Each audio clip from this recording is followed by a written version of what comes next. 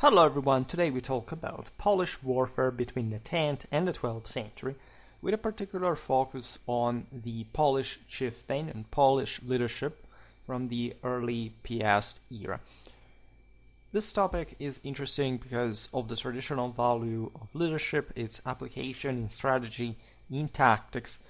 There would be much to discuss also on the historiography of this topic that naturally, especially after World War II, has been abandoned, at least in a general sense, in the study of medieval history. People said, well, yes, beyond the subjective qualities of a leader, there exist subjective factors such as, the economical and social conditions of a country, etc. That is the one that actually determines. No, right? Society, first of all, contains the economical aspect in the Clausewitzian Trinity. It's politics, war, and society at the same time, and they all compenetrate one another. So, presuming that these leaders did not have, in fact, the decisive moral support of the people, and that in fact their leadership was just merely a token, a fidget of some sort of accidental situation, completely eliminates the single most important element in military history. It is the subordination of war to politics. So when we look at organization, composition, armament, training, morale of the troops, of course these are all individually important topics, but it's not like they are separated from one another or gnostically. The leader has nothing to do with that, or it springs out of nowhere as a mushroom. Things are coexisting as the direct reflection of one another. And this is valid also down the ranks up to the most apparently irrelevant peasant levyman that, however, does have also a role and can, even certain circumstances, change a big deal. So the role of leadership must be reevaluated in as much as properly the civic value that this has. One cannot look at wars, for example, in absolute terms either. Like I made a video many years ago that explained the relative value of victory and defeat, not just for both contendants, but in the broader context of the situation. There are wars that are lost by everyone, where nobody really wins. And victory and defeat in this sense is not based on a direct proportionality between what the other does and the other hasn't at similia. It depends on the circumstance. There can be wars that are lost, but that are still an enormous deal because a victory against a foe is no easy feat to begin with. And so when you have enough enthusiasm, initiative, the pursuit of innovative solutions, and you have still a concrete, sober idea of what you can achieve, of course, that even in defeat can be, at times, of course, seen as a gain. And it's plenty of such instances in the annals of military history, and especially when you look at medieval warfare, you realize that in spite of very big victories and defeats, the general political and military landscape was so fluid and tormented that, yes, you could win a battle in specific circumstance of rivalry between this or that leader, but maybe that guy died after 2 years, and that changed completely the entire political balance. Maybe these two would be friends later. That also happens. So there is a lot to teach regarding this, because I realize it by now as a YouTuber. People do not come here for the history. They come here for subjectivistic and relativistic self-flattery through other people's pseudo accomplishments and or something that they want to twist according to their own preferences.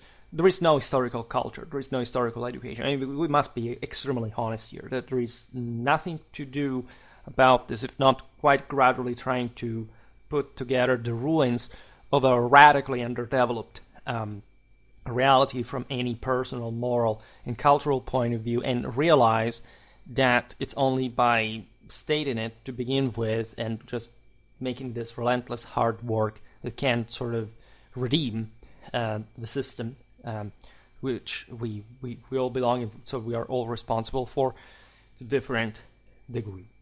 And I think this proto-feudal Polish reality is quite interesting, is quite neglected. We never talked so much about it. Yes, we made videos about this period of Polish history, but this is in fact a moment in Schwerpunkt history in which we are taking the sort of slightly more advanced path. It's not the first time, of course, but having laid sort of the foundations for the ABC of the contemporary political history, we can look at the military side of the story a bit more in depth. So this period in Polish history is 300 years. It's pretty fast. I chose it just out of convention because, of course, it's the one stemming from the establishment of the Piast monarchy, which unified various tribes in the first half of the 10th century, starting from their properly Polish background, because the Poles were just one of the many tribes that inhabited more or less, by the way, at the beginning of this period, exactly the boundaries of today's Poland, because during the Middle Ages, as you know, Poland sort of squeezed, some and shifted towards the east fundamentally.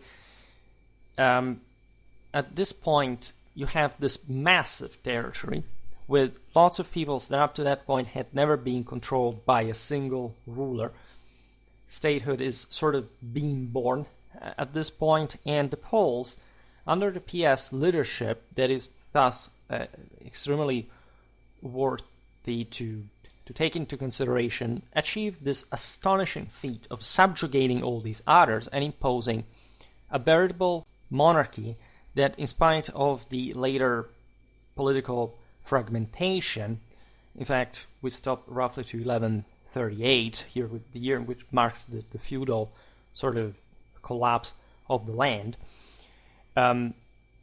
will remain as a kingdom and as a country in a national sense, in fact, with all the changes, all the modifications, including the erasing at a point of the same Poland from the political map, the contemporary country that we know of. Right, so it's a long way from the incredibly brutal, by the way, unification of these various tribes in the first half of the 10th century. As you can understand, politics, warfare do change a lot. The closest thing we discussed here was, recently made a video about Polish infantry, roughly of the same period, but we also talked about the Ottonian campaigns, not quite against the Poles, but against peoples that were still pretty much between the Poles and the Ottonians. And so we have, I think, pretty graphically pictured already the shocking brutality, primitiveness, and ruthlessness of this context. I mean, between the Germans and the Poles, we can't make just a distinction of who was more efficient and effective, but the level of savagery at the point was really, really high. But this is actually mirrored by, in fact, the toughening up of a veritable leadership that manages to compact further these countries and to, in fact, establish a proper frontier, like in a time in which otherwise things had been more fluid, and to a degree you can't even distinguish in the midst with a German and a Slav. However, this is not what we're going to discuss today. Today we discuss the enucleation of Poland herself. So there are compelling reasons to believe that, given the general conditions of these peoples, that the role of the leader was notably crucial to affirm, in fact, an authority that had previously not existed. Today we will not get yet again into the political and social mechanisms. We will stick to the military one, but you know essentially what's going on. These leaders acting, especially as supreme commanders, having an incredible traditional imperial mentality as far as the Holy Ghost is specifically concerned, managed to in fact order society in a much more functional and rational way, with essentially a functionalization of the de facto professional elite and the support, but in terms of manpower, but mostly of labor force, of the rest of the population. Poland is much more, let's say, sparsely populated, say, much less connected, much less urbanized than, say, even Germany. That at this point is incredibly crude, looking at the, especially the developments of most of Western Europe. So you can imagine how also bloody this endeavor really was, because subjugating someone is feasible, then directly controlling that is another story. And so if we were just to trace the evidential map of all this, we would see continuous warring, which is exactly what shapes such new institutions and political legitimation, given that traditionally he who has power is truly right, and it's also from a moral and scientific point of view, when it gets down to political responsibility, extremely difficult to deny it, in spite of the fact that we have built this hypocritical lie that that's not the case, but that's really the case. And just because today as chicken-brained, modernistic-minded people are just obsessed with single elements that we need to hysterically abstract from the wall, not to be confronted with hardcore reality, well, this doesn't absolutely mean that our way of judging things is founded by anything. That's why you must study history. Abandon any hope to be a fully developed human being without having a pretty solid, I mean, talking about several decades long, essentially an entire lifetime of actual historical education. Because without that, we understood basically, like, people don't work as people. And that's a problem we'll have also to deal with pretty concretely. Now, in this period of medieval Poland, the commander functioned simultaneously as governor, monarch, prince. Naturally, these terms are also to be found with the actual, translation in Polish or Latin for us to philologically appreciate what linguistically, what is that this means. Like, of course, the senior principate, right, for example, of Krakow, that would become the foundation for the same Polish state. Essentially, Poland was split in duchies that thus were known as ducaty, so the possessions of duchas, that is specifically military leaders, and controlling that. The most powerful one is very similar to the Kievan Rus, by the way. I also made a video about the similarities that these areas share, because Ruthenia at this point was actually much more similar to Central Europe, to countries like Poland, Germany, and Hungary than it would be, especially after the 13th century. Naturally, there was in Poland, and even more in Eastern Europe, this additional flavor of ruthless steppes brutality that would foster that particular autocracy and idea, for example, that the peasants were subhuman beings. It's some things that characterized to the very most intimate identity of these peoples, in fact, their same cultures for how they were in the Ancien regime.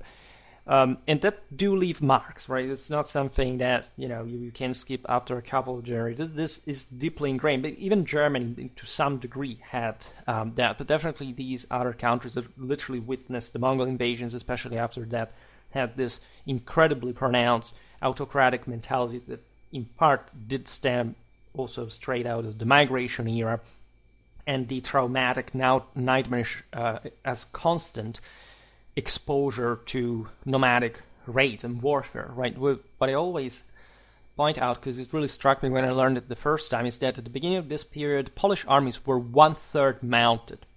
Granted, exactly for this reason, there was actually a narrow, heavily armored elite. There was also less heavy than the one that, in fact, the numerically more contained, but in this sense more effective one that was being produced in the extended Frankish world.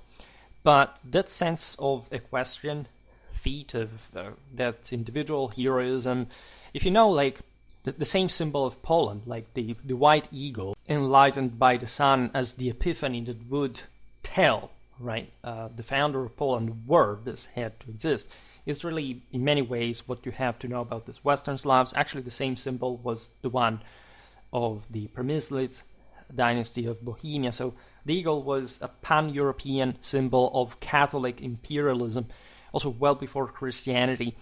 And again, I always like to say this because I trigger people, of course, Catholicism and its imperial essence that still leads into, of course, Christianity, at least the one that has not refused the value of works, is definitely predating the same Christianity. Nevertheless, the Polish leader this time essentially embodied the ambitions of the feudal lords and their desire for decentralization as well. I mean, leaving aside the monarch, that was, of course, the superior commander that could and would traditionally inspire also these leaders, especially in the early era of Piast expansionism, because, in fact, there was a stretching power to extend and to benefit from, were galvanized by, were used in this endeavor. But for the rest, and as we were saying before, and this is very relatable if you know the rest of Polish history, the Szlachta was very autonomous because, of course, these were sort of weaker monarchies that would essentially fail into elective systems that would prevent, in fact, further power concentration and centralization. That's how eventually the neighbors took advantage of that in much later times, though. So the essentials were incredibly good, considering the times and the places. And this is really striking of Polish history. By the way, Poland is huge, right? Bohemia, for example, was a much more westernized system, a more stable one as a consequence, but it's also more compact, right? Has also more sort of intensive resources to exploit.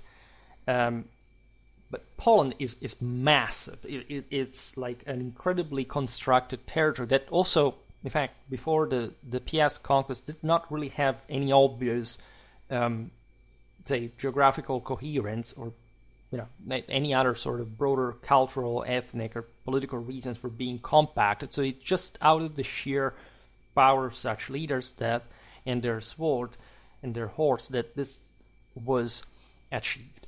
And chapeau to that. This period naturally witnesses, in parallel to the Polish Reformation, the further development and entrenchment of the aforementioned seigneurial prerogatives that were also connected, in fact, with the traditional sense of chieftains' autonomy that should, in fact, be proven if these were powerful enough to remain sort of unsubjugated or simply freer from directly impositive rule, right? It was sort of their good. And in fact, we will see this because we talked about Poland in the original historical series just as Poland as a whole, but there were also the various chunks to discuss that were in fact cultivated, right, put together, like compacted, developed further by very powerful leaders that, remember, were all basically Piasts, were all descended from one another, they married into each other's families, and in fact would keep Poland together in spite of the wild autonomization of these duchies. And we witnessed this particularly during the era of Władysław I, Herman, reigning from every date I'm giving for these rulers is the reign, not their biological time span. 1079-1102. Władysław transferred all military power, for example, to his palatine Siczek, a figure representing the very feudal aristocracy, because you couldn't really govern without this cooptation and further compaction of power of single figures that, yes, would have been very powerful and ambitious, and often not loyal, but that still would consolidate some domains that sooner or later should have still referred to the wall, right, and royal authority in order to progress further. Siczek deserves an extra word. He was this prominent figure in 11th century Poland. Not true, he served as we've seen, the Count Palatine under Duke Boleslav I Herman.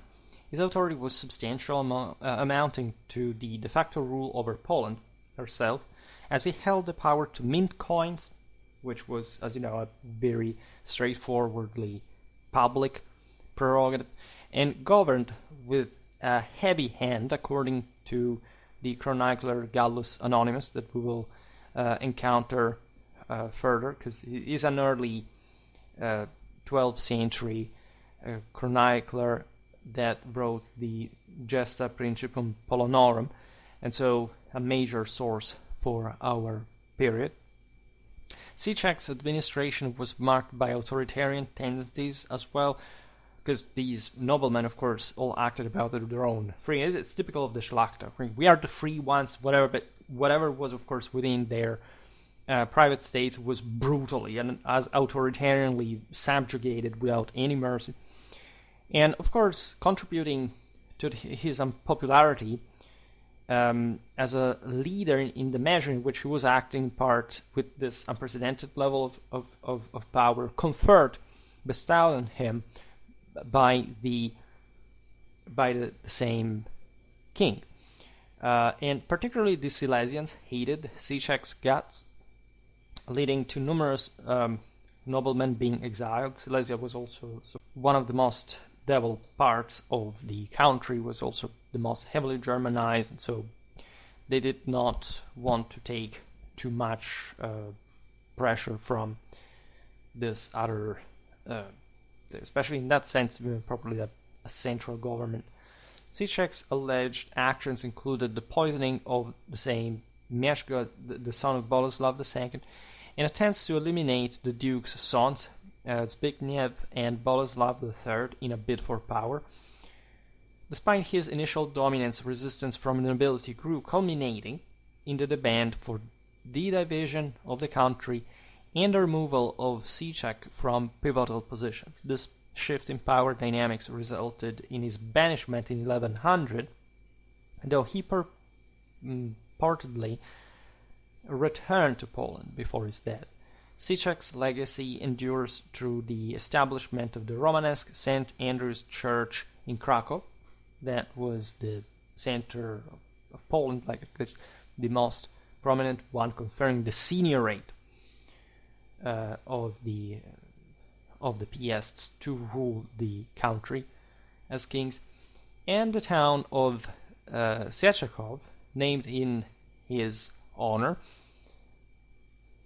A resurgence of princely command can be observed during the reign of Boleslav III, known as Rymau, 1107-1138. However, this revival seems to have been largely the result of Boleslav's personal authority, talents, and military inclination. The great ruler was, capable of restoring such monarchic orientation for a while, and things would come back, let's say, divided. But in the meanwhile, this would have still stiffened central authority, the single power basis that since Krakow, ducally speaking, from which the later monarchy would keep developing.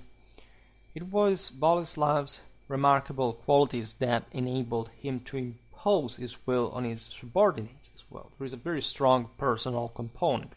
You have to be really ruthless, brutal, testosterone loaded, because otherwise you cannot slaughter a large amount of people.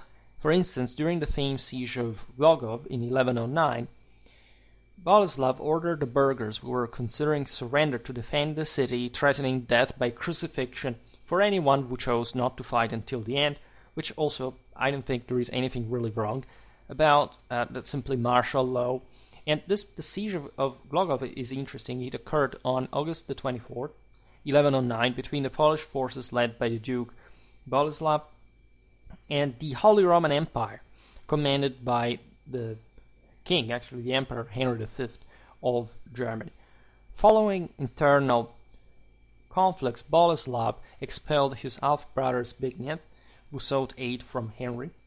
Despite initial inaction due to Henry's engagements in Hungary, because this was the time which the Germans still had quite interesting plans of subjugation towards these eastern neighbors. There was a time in which, as Bohemia eventually would, like Poland and Hungary could be absorbed by the Holy Roman Empire, but these powers were, in fact, a bit more resilient, and especially much bigger, that were too much of a chunk to swallow, even one at a time.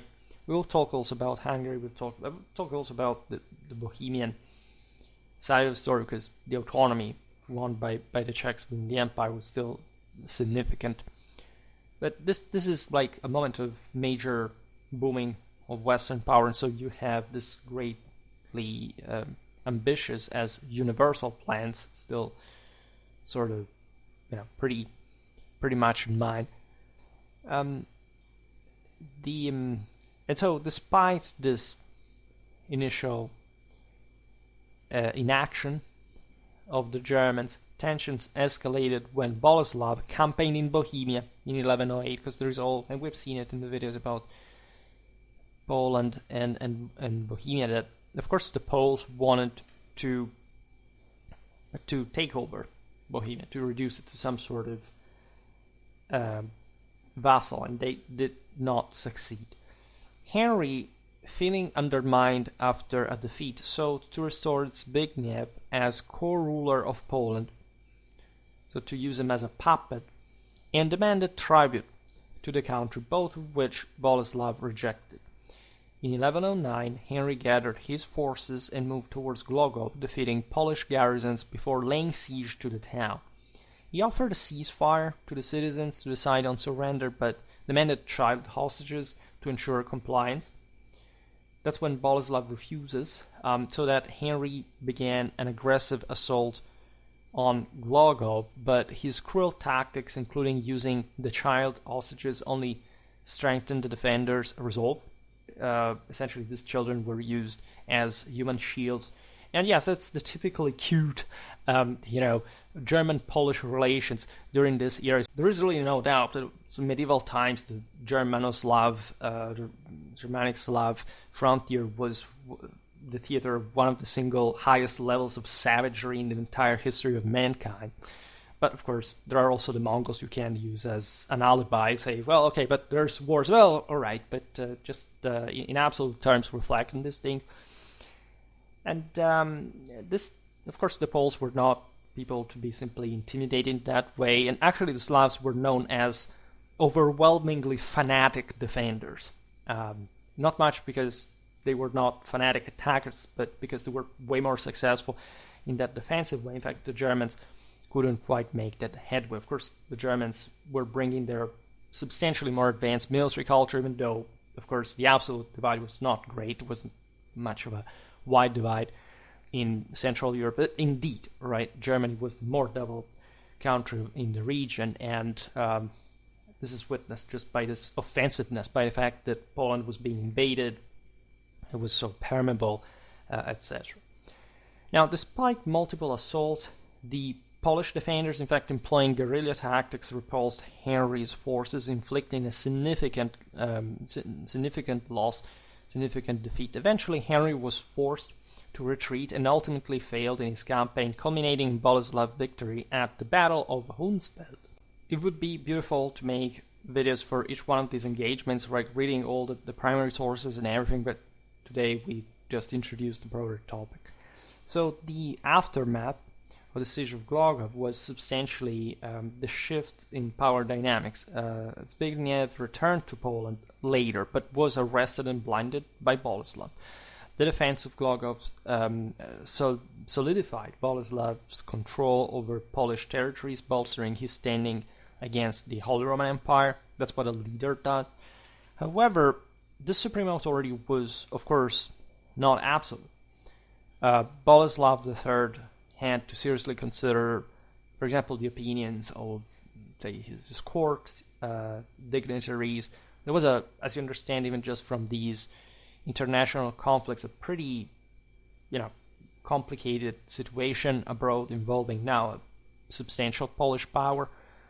And so the same Boleslav was harshly criticized because of his power wielding, and he ultimately faced a rebellion from Palatine Skarbimir. So these were essentially the first ministers.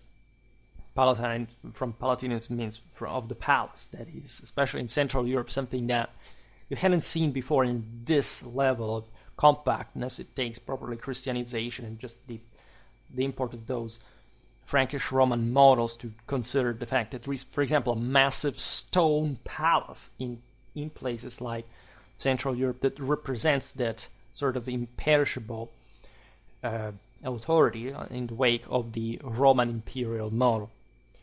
Palatine Skarbimir had been also a close collaborator and comrade in arms of Boleslav for many years. Also, his figure is interesting, deserves a digression. Skarbimir was originary of the Magnates clan. He was a notable medieval Polish magnate, thus, as we've seen, becoming Count Palatine and advisor, primarily serving Boleslav III. Born to Michal the Old and of the clan Abdank, very little is documented about his early life.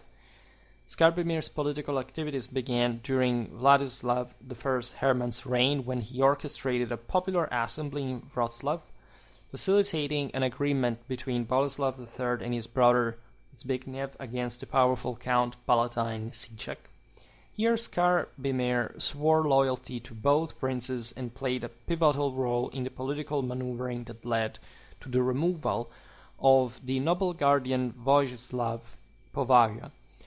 His influence grew, positioning him as the primary advisor to Boleslav III, and he eventually took on the title of Count Palatine of Lesser Poland and of the Silesian Duchy that were united thus under his rule after Vladislav I's death. In 1103, Skarbimir acted as an envoy for Boleslav III, negotiating with Boryvoj II of Bohemia, who had allied with Zbigniew and later participated in a successful invasion of Bohemia in 1105. His authority was such that he minted his own coin, too. Like Siege, his prominence continued as he was appointed voivode of Krakow. Later we will see the etymology of voivode, because that's quite crucial, as you know, across the entire Slavic world, in virtue of this military seigneury. However, tension arose in 1117 when Skarbimir rebelled against Boleslav III, possibly due to the disagreements over succession rights following the birth of the duke's son Leszek. Skarbimir's opposition to Boleslav's statutory succession led to his removal and eventual rebellion, but his uprising was short-lived, resulting in his capture and punishment through blinding. Later, in 1121, power dynamics shifted again, leading to Skarbimir's reinstatement as Count Palatine. His authority was evidenced by his prominence in documents from Papal Legate Gilles of Tusculum between 1123 and 1125. Skarbimir died on April the 16th, likely of 1131, during Boleslav III's rule, as he was succeeded by Piotr Volostovich. Maintaining political and military discipline in this period of Polish history, as you understand, is very, very complicated. We've seen now just the rebellious counts, Palatines. However, we are aware of acts of insubordination carried out by very humble troops.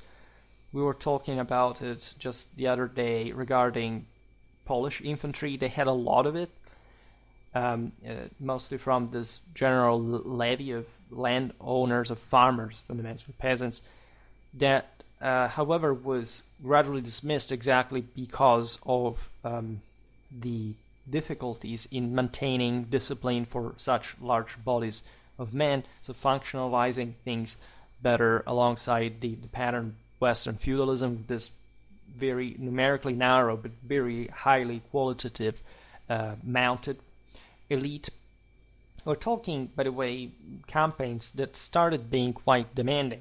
The Piasts had led the Poles to victory, but, for example, the conquest of Pomerania, it was a major feat of these early Piasts rulers, was also entailing a great cost. We'll see now for the expeditions, like the demands to the subjects for military service and all the supplying strains.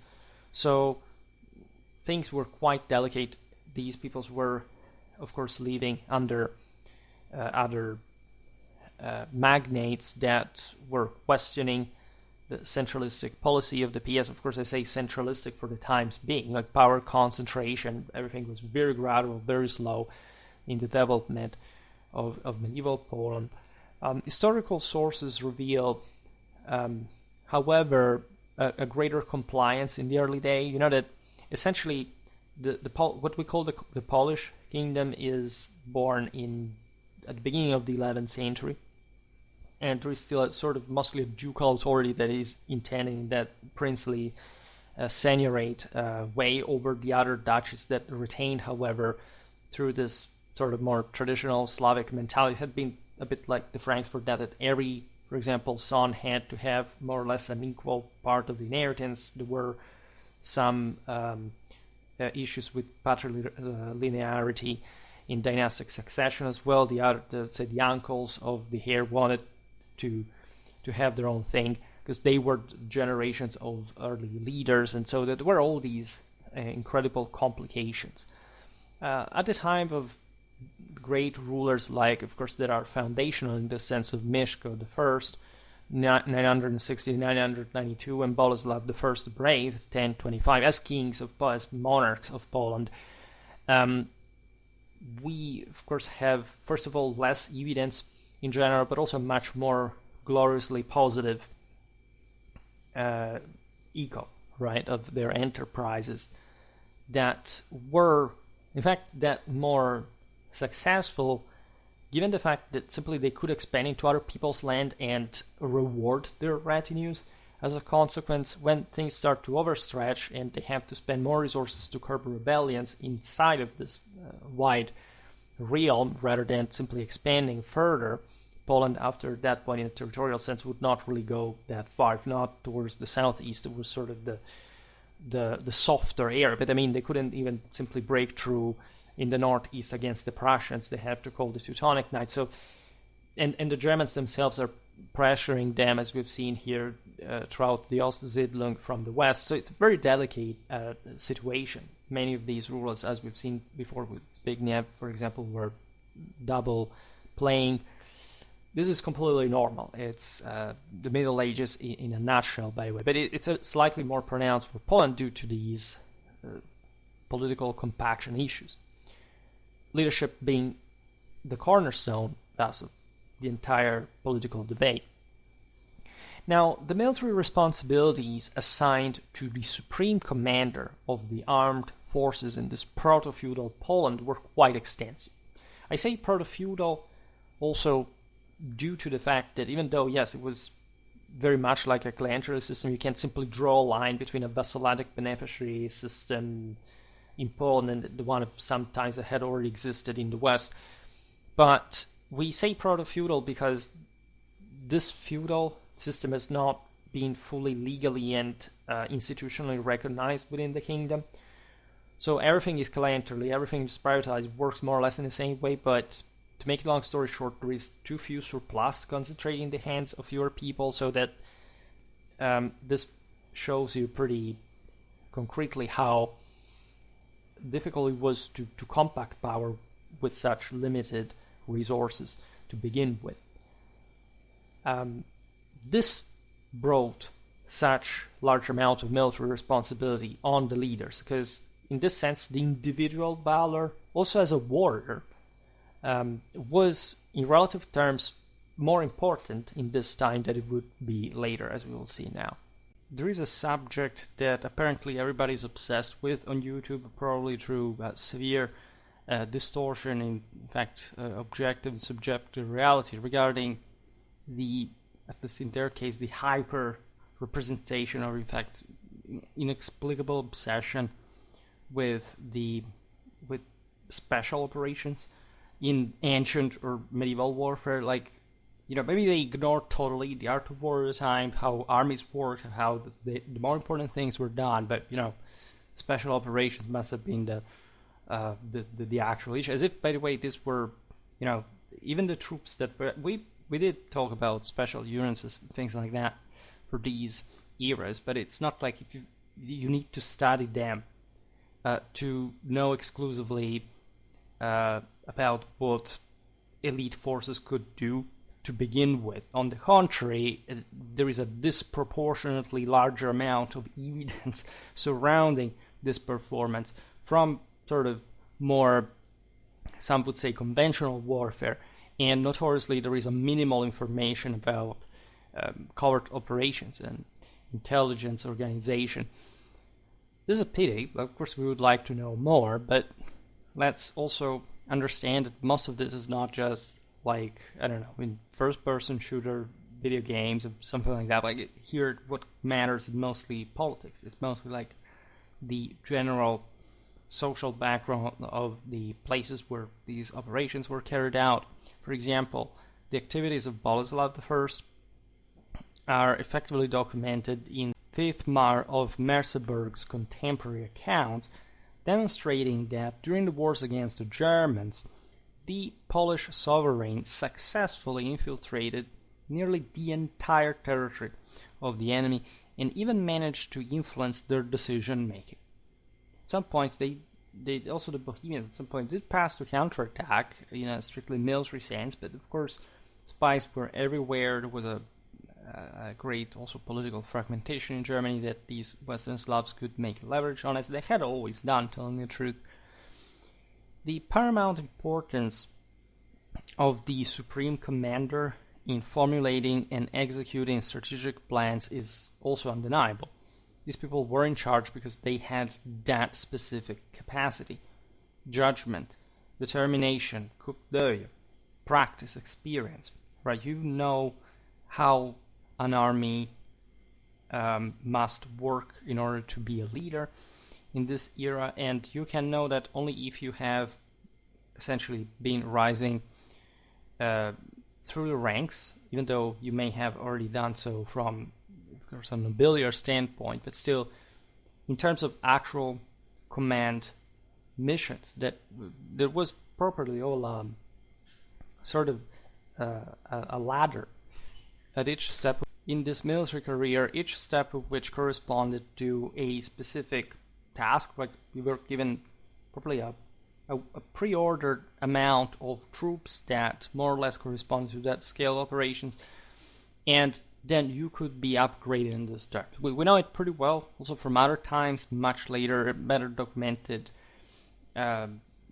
stories, mostly about late medieval mercenarism, and the same happened since antiquity through the war bands, and true also in the more developed armies, essentially in the same way. And as we were saying in the beginning, High Medieval Poland is still an in-between of this. Now, the need for meticulous planning and the coordination of complex interdependent operations across a vast area were also critical in this context. It was mostly, yes, a strategical issue, but dictated by politics. As we've seen here, moving here and there corresponds to discontenting this or that leader, and you have always an opposition. You must always enforce your opinions as well, and then of course the result of the outcome of the operations is going to be politically charged. So all of this has a very specific instrumentality. as we know from von Clausewitz. From a tactical standpoint, the Polish leader of this time needed to prioritize reconnaissance and security, as well. As we pointed out before, there was still a very, say, ad hominem, ad personam relevance regarding these achievements, meaning that you had to be really the guy who checked out all of this, because you were in charge, you were responsible for everything that happened. And still, you had to fight. In melee, you had to scout yourself at times, even when it was risky, because you had to take decisions based on what you could simply see.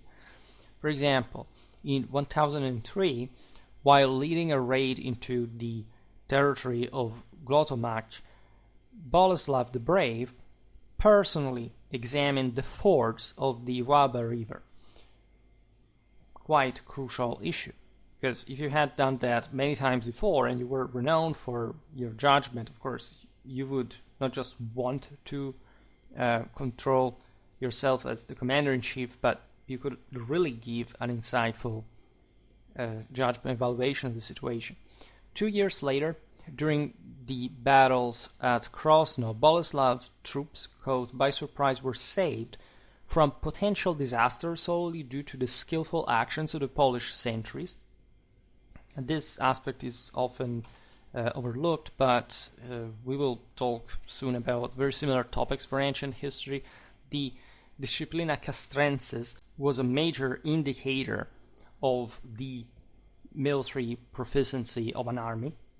Having well-organized logistics, known how to erect a camp through sound military engineering culture, in this sense showing that as a leader you had chosen and you could avail yourself of the best men, the best technicians, the best troops, and being able especially to enforce this constant watch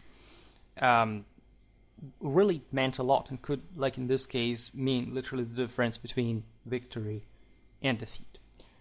The importance of the responsibilities for the commander-in-chief is also underscored in neighboring Poland in the so-called instruction addressed to his successors by Prince Volodymyr Monomakh of Kiev in the early 12th century. This is the ruler of the Kievan Rus between 1113 and 25. You know that the Poles at some point intervene. In Kiev they have this, in fact, wide range of operational theaters across Europe, given the size of their domains, and showing that, of course, like at the local level you could bog yourself down into this apparently meaningless sieges, a few fortresses a few kilometers one from the other, but you could, if you wanted, simply launch an expedition into another country. At that point, mostly of course called by those who were there, you could get that support and so on. But given the proximity of Ruthenia to Poland and also the relatively blurred frontier between the two, Volodymyr Monomach's instructions are quite interesting and sort of fitting also chronologically our time for Poland. He said, "When going to war, do not be lazy, do not rely solely on your followers, and do not indulge in excessive drinking, overeating, or sleeping. Organize your sentries yourself, and at night only go to sleep after ensuring that warriors are stationed everywhere. Rise early, and do not hastily put down your weapons before assessing your surroundings." Plus you have this further indications regarding the responsibility of maintaining discipline during marches, which are also crucial, because you could fall into ambushes. You must be aware of where you're leading your army. Also for logistical reasons, wherever you find yourself, Monomakh advises, on your march through your lands, do not permit your followers to damage either our people or foreigners, nor to harm buildings or crops, lest you be cursed. This was a particularly important issue in medieval armies, given the general political and social reasons revolving around these armies that were often not particularly pious or friendly or kind-hearted towards the same sort of populations who were supporting them at a point. Military expeditions, perhaps exactly in these areas more than others, were about sort of lots of robbery as well. And this happened regularly in friendly territory as well. But there are so many different sources. I can think about the Carolingian capitularies of Louis II. There are, it's really more normal than you think. What is interesting regarding the first instructions is that is how, in spite of the important power that such leaders own here, like they were essentially regional forces, right? They could mobilize tens of thousands of men. Literally, Monomaque says, like, you must always check things yourself. But do not always trust what others tell you. Just try to check out yourself. Don't strain yourself physically. So these are actually very useful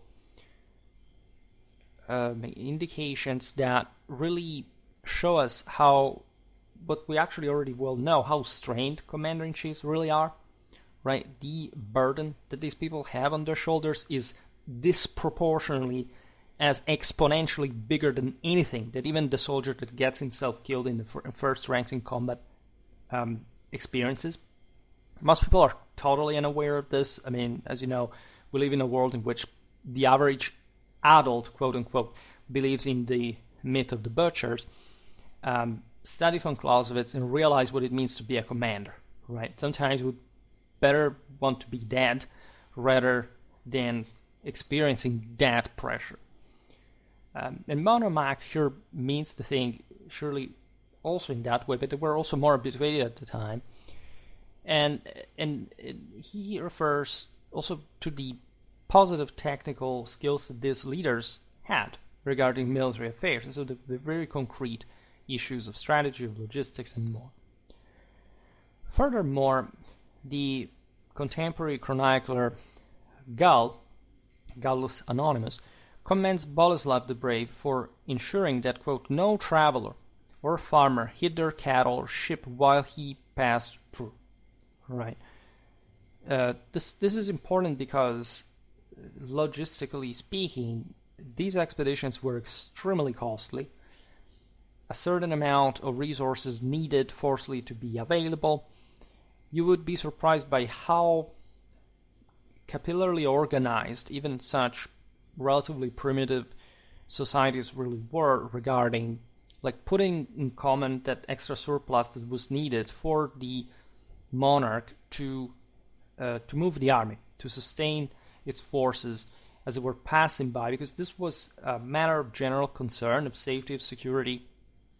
The Carolingians are probably the most astonishing example of this, but we tend to overlook logistics. It's not so extremely central as strategy, as unfortunately most people seem to believe, because not everything gets down to logistics. It's just sort of a deterministic presumption.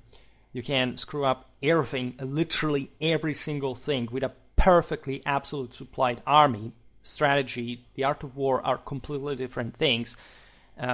If you have both into the notion that tactics is for children and logistics is for men, or you may actually want to rethink that. Not just because I personally specialize in tactics, and it's actually a much more complicated thing than you imagine to historically reconstruct, but because strategy is actually way more important than logistics. It's not even a branch of the art of war. Even a civilian can do that, right? But I will not even digress on this. That's not to say that it's not important, but it does not pertain to the military as such, right? The military dimension is another one. This one is all intertwined in the real world, but in a more political and social sense than a military one. And of course, everything was very much more similar to robbery than you imagine. These armies lived off the land. As we said before, the general levies were pretty unruly, and that's why they were issuing these laws, like, do not pillage our own land, because they would do it. Because what did these people care about each other objectively? It's not that it was like a very strong sense of national belonging or whatever. It's something that still people do.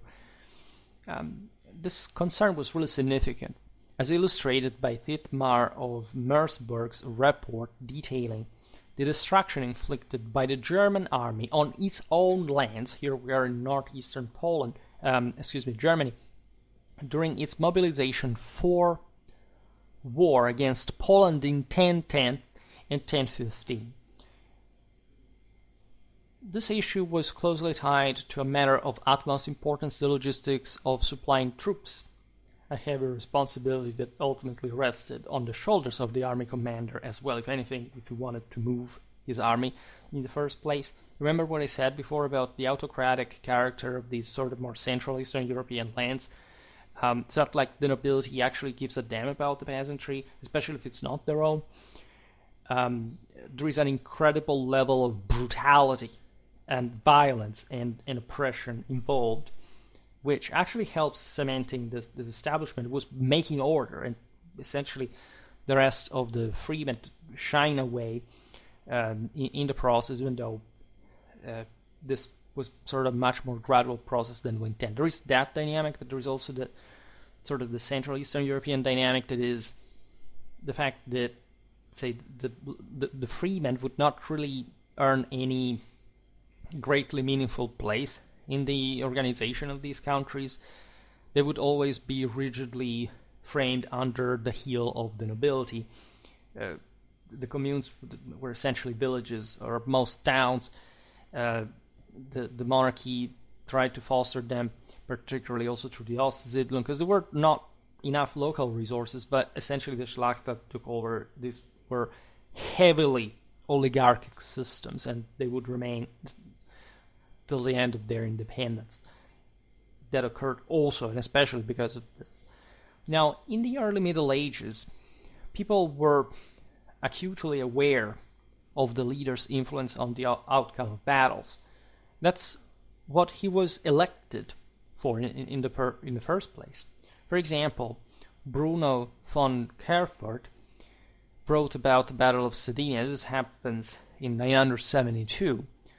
Dux Misico arte vicit, which in Latin means that essentially the Duke Misco had won by this skill, like properly in the art of war. So this is not a deterministic system. Leaders are the ones that do make the difference. The Battle of Cedynia is very important. It was fought on June 24th, 972, near the Oder River. Thietmar of Merseburg provides one of the few contemporary descriptions of the battle, indicating that although having gathered an army attacked Mieszko, it was supported by a contingent led by Thietmar's own father. That's how aristocratic, of course, like this literature is for these times, and so the author is extremely precious for the reconstruction of the Germano-Slavic frontier at that point. The initial stages of the battle seemed favorable for Odo, but Mieszko's brother Cydebur turned the tide, resulting in a decisive victory for Mieszko. This unexpected outcome not only determined the fate of territorial claims in the region, but also garnered the attention of Emperor Otto I, who sought peace negotiations following the clash. After the battle, Mieszko was compelled to send his own son Boleslav as a hostage to the imperial court, as a part of a mediated truce orchestrated by Otto I in 973. This tells you, of course, how disproportionate the strength ratio really was. Despite this, conflict with Saxon margraves especially persisted, and even more so after Mieszko's interventions in imperial succession disputes, leading to further skirmishes into the late 70s. All this leadership counted deeply on intelligence. Think about the old Germanic Weisheit that refers properly to the providential capacity of these rulers as in fact capable of molding reality by envisioning it beforehand.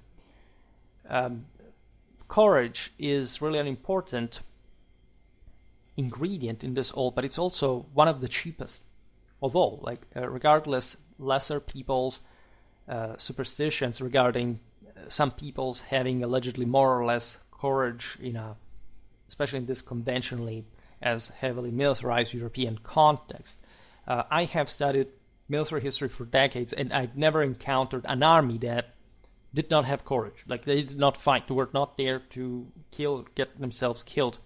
People confuse things like, I don't know, literally starving to death and surrendering as, oh my god, these were so cowards, or, but there was no point actually in getting senselessly massacred if the offensive capacity had faded. But never mind the art of war, right? Of course, that's how the lesser person's brain, or what it should supposed to be, works like. And of course, like, if you study the Faunkrieger, you realize especially determination is a very important quality, because it's not simply courage. Von Clausewitz says courage basically is needed just if you have to do something extremely risky, that is alone getting yourself killed.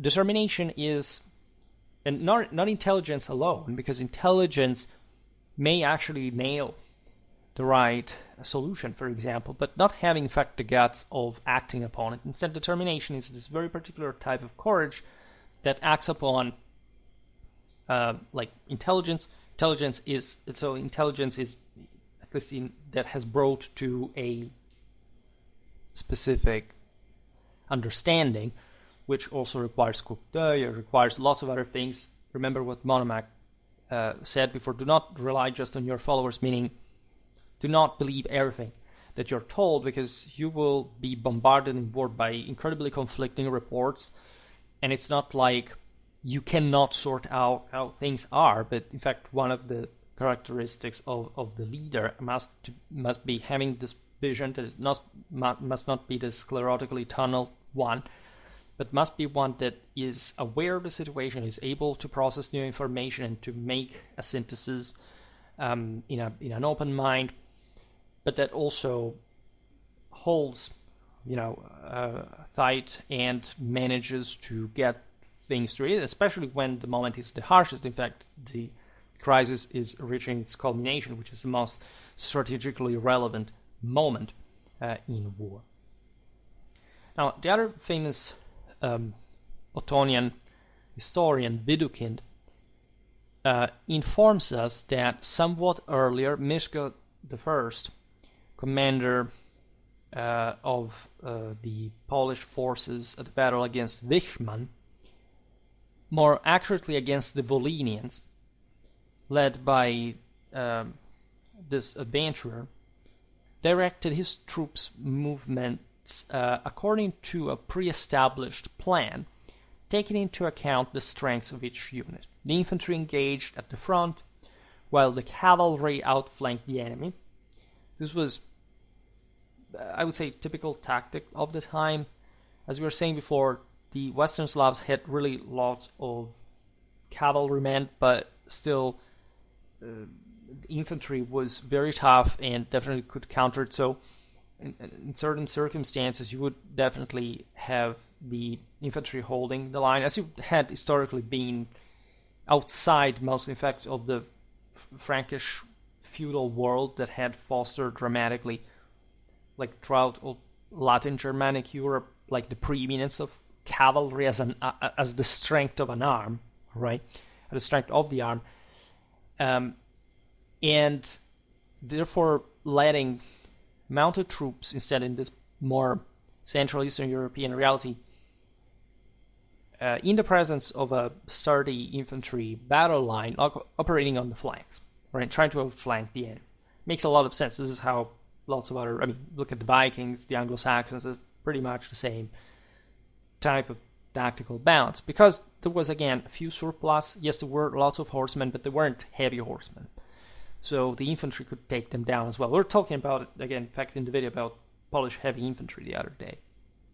This does not mean, however, that this was the only option. Actually, cavalry was heavily developing further, and especially because of this massive Western input. This is true for the Poles, this is true here also for the Ruthenians. They imported a freaking lot of Western arms and armor throughout all the whole period. That was actually the most important part of their panoply, individually taken. the sword, for example.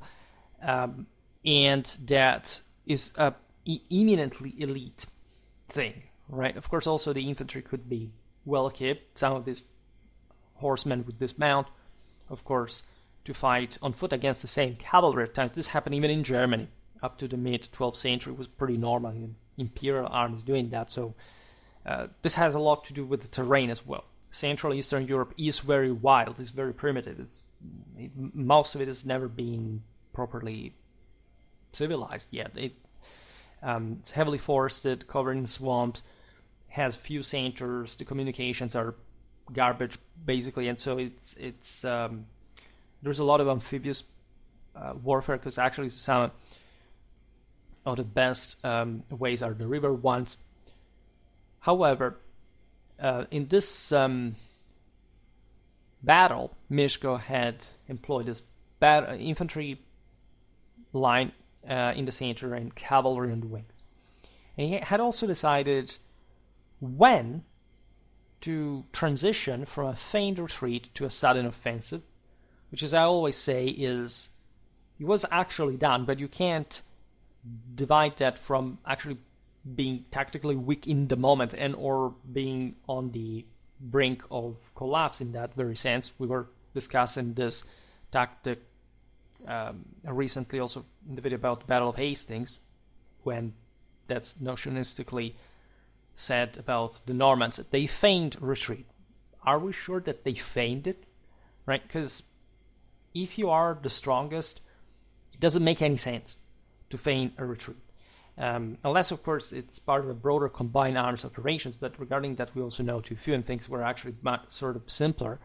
So there will be always sort of lots of back and forth, repeated charges and so on to test the enemy, needing to withdraw in time, but what you're doing in between is actually killing people and getting killed yourself. So it's not just some random, this is individually that can be subordinated to the bigger goal of the army, but you're not really throwing away people just like that, right? There must be some specific reason which is not flattering towards your current strength, right? You at least have to waste time and life doing that to hopefully achieve a superiority that you don't have to break through.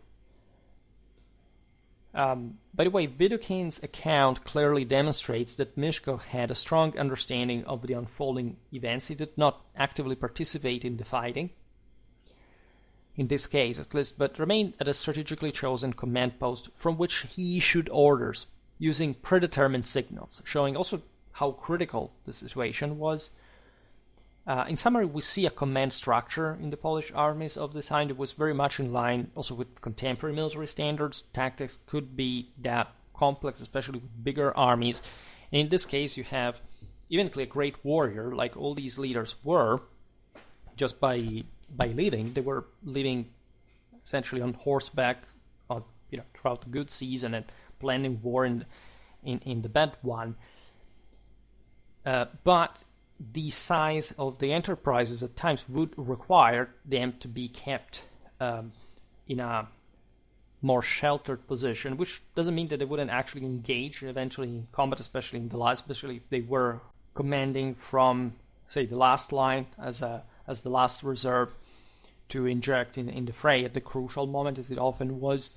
So it's not that it was simply directing the dances from the distance, confident everything would go well and they didn't need to enter into the fray. That happened actually all the time, because everything was that critically balanced in odds before, of course, the resolution and the ensuing massacre. I made recently a video, as you know, about this, like the role of leadership and tactical reserves in mostly like Western European warfare. So we didn't talk about Poland much, but that's surprisingly fitting.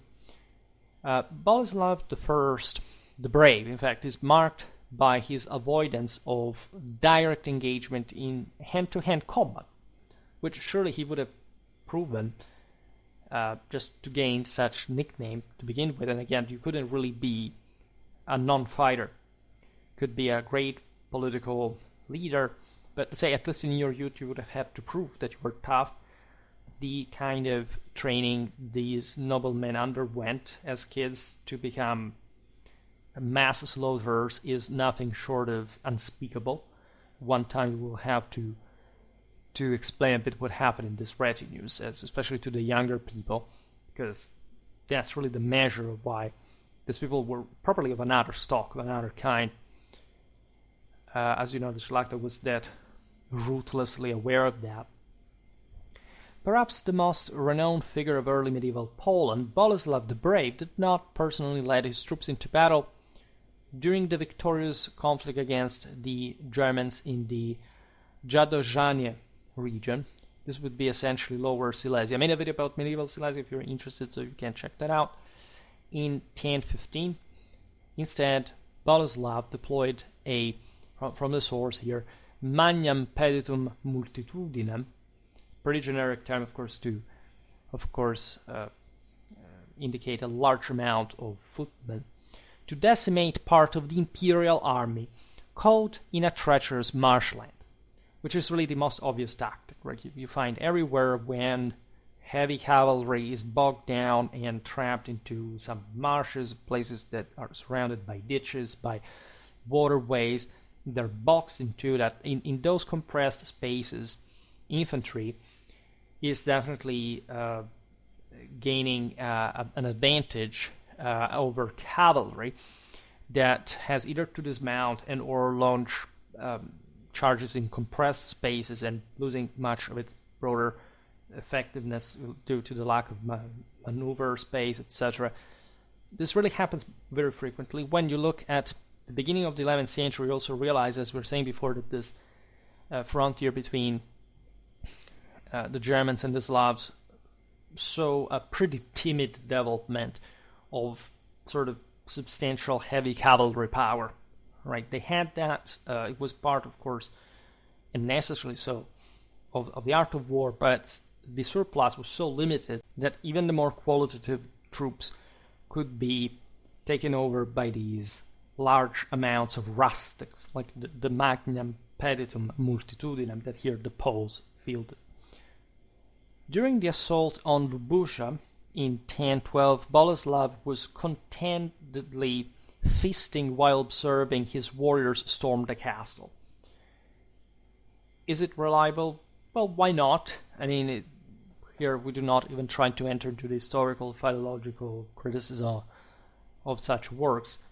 But yeah, it was a spectacle. These people were absolutely habituated to see people butchering each other to pieces.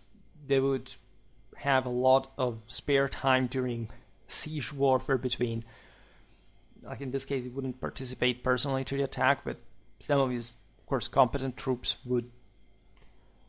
And it was a sort of show. Like, I mean, think about tournaments as they were developed. Like, that had always existed. Also in Poland, something similar exists, of course, not in the fully developed way that we stereotypically imagine medieval tournaments, but it was like a game, right? War is a game. Remember, von Clausewitz is extremely clear about this.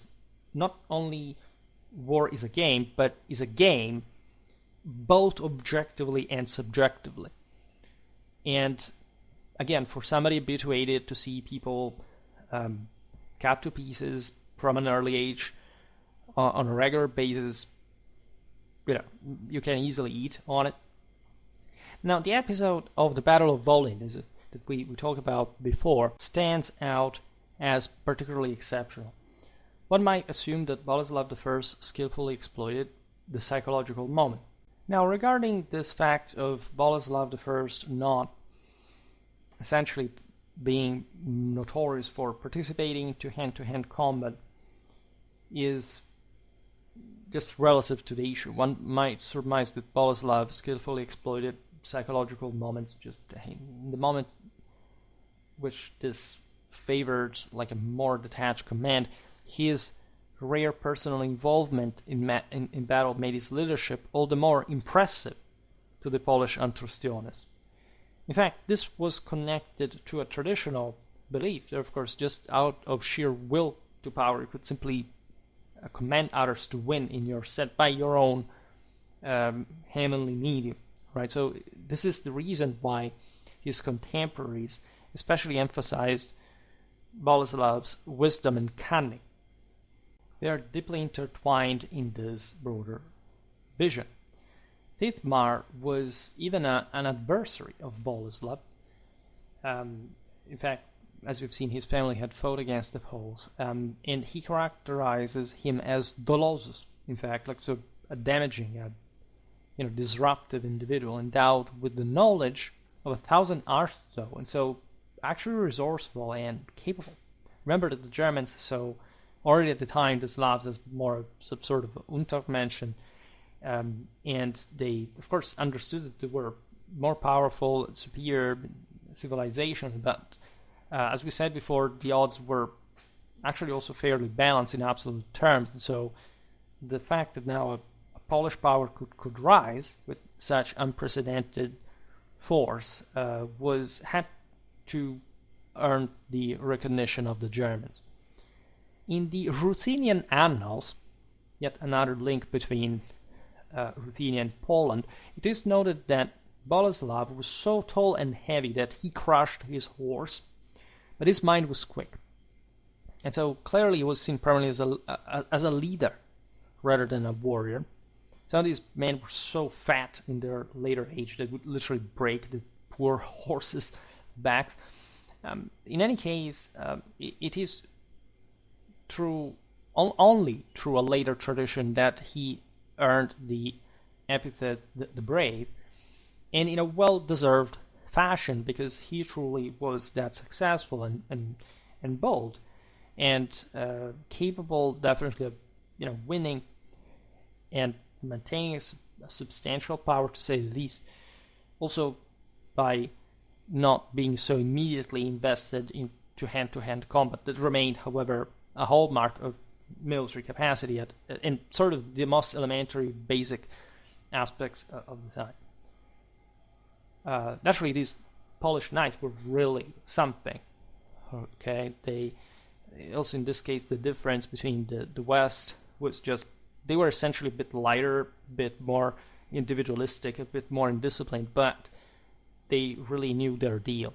Now, in the 11th century, Polish tactics began to incorporate elements associated, in fact, with chivalric warfare typical of medieval Latin Europe. This shift was reflected in the behavior of leaders on the battlefield, who increasingly took on not only the role of commanders, but also actively engaged in the melee of combat, often losing control of the unfolding events. This was actually happening already before, but the sense of having a more organized, disciplined, controlled force was the innovative element, was the one that was being gradually built up by the Poles. So while still Western Frankish warfare entailed for a long time to count this sort of very bold, life-risking, some great rulers. Think about Richard Lionheart or Louis the Saint. I mean, these were people who were at the head of massive powers and that risked their lives in what the enemies themselves recognized to be reckless. Yes, they had proven they were great, they had great courage, etc., but was that really necessary?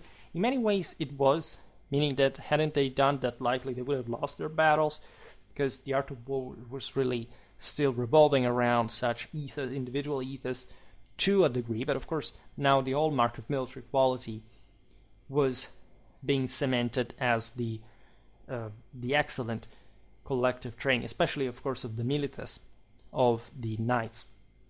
According to Gall, even Kazimierz the Restorer, Kazimierz I, 1040-1058, during his battle against Mashwab in 1047, became so fatigued from wielding his sword that he sustained injuries to his arms, chest, and face, all soaked in blood, while pursuing the enemy alone, to the point where his survival seemed unlikely. This is a problem, because you don't want to get carried away in the heat of action. A true leader maintains cold blood and all this, but you see, the physical exhaustion does come. It's mostly like the psychological one that takes over at that point. You must calibrate. Remember what Monomax said, where don't overexhaust yourself. Be always like in charge of your body as well, not just your mind, because they must operate in tandem. Now this battle, 1047, is interesting as well. It's the one between Casimir and this Mstislav during the latter's rebellion. A war rooted in the crisis of the Piasts dynasty at the time. The battle took place in Mazovia, so we are in the northeast of the country, where today's Warsaw is. This was an important principality already at the time. However, a bit the center, especially from Krakow, involving the Duchy of Poland led by Casimir and the same Ruthenia, commanded by Yaroslav the Wise, yet another wise guy that was understood like that in that, not just that mobster sense, but in many ways also as leader of men, as this guy would never take any affront and would fight like hell. Fighting, in fact, against Mstislav and his ally, that was the Duke of Pomerania. We'll look at these regions in the historical regional series. The apparent objective of Casimir was to regain control over Mstislav's self-proclaimed state that had emerged after the political upheaval following the death of Mieszko II Lambert in 1034. Mstislav, taking advantage of the instability, declared himself independent and began to establish his rule over Mazovia, even forming a new dynasty. In response to this threat and to consolidate power after his return from exile in Hungary in 1039, Casimir formed an alliance with Yaroslav. In 1041, they faced Mstislav forces at the Battle of Pobiedziska, which ended in Mstislav's defeat. In 1047, Casimir and Yaroslav launched another campaign against Mstislav, leading to the crucial confrontation. As you understand, we said before, it wasn't that easy to simply curb a rebel by defeating him once, especially when he lived in such a decentralized place. And despite Mstislav's commanding 30 cavalry divisions compared to Kazimier's 3, naturally that was not the real numerical disproportion, which in fact did not account, for example, for Yaroslav's forces. The battle was fiercely contested. The location, albeit unknown, was recorded by the contemporary historian Gall, that tells the story, as being near a river with a bluff. The Polish forces emerged victorious, leading to Mstislav's death, by the way, though different accounts suggest he may have escaped only to be killed later. Again, not so important, but also quite possible. And the subsequent reintegration of Mstislav's state into Poland. Right, Kazimier's survival was precarious. He was nearly killed, but saved by a loyal soldier, as we were just saying. But saved by a loyal soldier. That's where the camaraderie and the collective order helps. This man was, in fact, later honored for his bravery. It was normal to be rewarded for such services. The significant Polish victory at this battle marked a critical moment in re-establishing authority over Mazovia and contributed to the stability of the Piast dynasty, of course. So the problem of individualism did not spare the same leaders at a point. By the way, the troops that saved Casimir were common soldiers, and they extracted him from the mass.